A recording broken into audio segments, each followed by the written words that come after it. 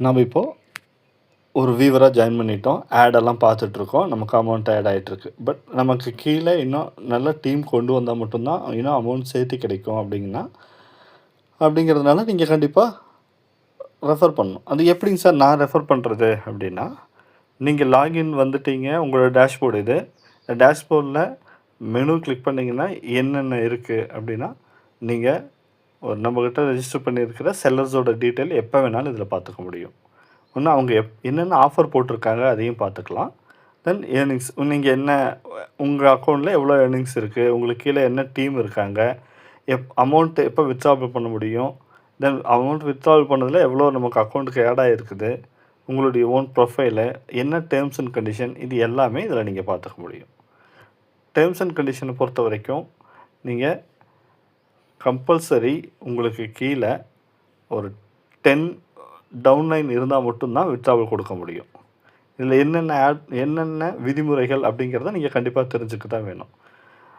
அப்போது அரசு விதிமுறைப்படி உங்களுக்கு விளம்பரம் பார்ப்பதற்கான டிடிஎஸ் அமௌண்ட் பிடித்த ஒரு 5%லேருந்து 10%க்குள்ளார அது என்ன டேக்ஸ் வருதோ அந்த டேக்ஸ் கவர்மெண்ட்டுக்கு கட்டுறதுக்காக அந்த டேக்ஸ் உங்கள்கிட்ட பிடிப்பாங்க. ஒன்று. அடுத்தது, நீங்கள் சப்போஸ் நீங்கள் ஆட் பார்த்து அதில் வர இன்கம் சரி, டோட்டலாக உங்களோட டவுன்லைன்லேருந்து வர இன்கம் எல்லாம் பார்க்குறதுனால உங்களுக்கு கிடைக்கிற மொத்த இன்கமில் இருந்து வித்ட்ராவல் கொடுக்கும்போது 33% ஷாப்பிங்காக அதை எடுத்து வச்சுருவாங்க. அது யாருங்க சார் ஷாப் பண்ணுவாங்கன்னா நீங்கள் தான் பண்ண போகிறீங்க.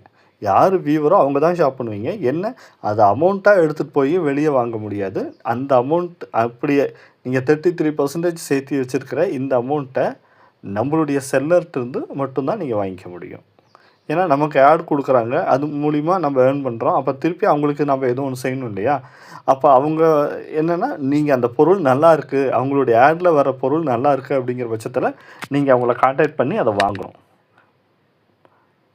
அடுத்தது, நீங்கள் வித்ட்ராவல் பண்ணுறதுக்கான ரெக்வெஸ்ட் கொடுத்து 1 வீக் 3 டேஸ்லேருந்து 7 டேஸ் ஆகும் உங்களுக்கு அமௌண்ட் கிரெடிட் ஆகிறதுக்கு.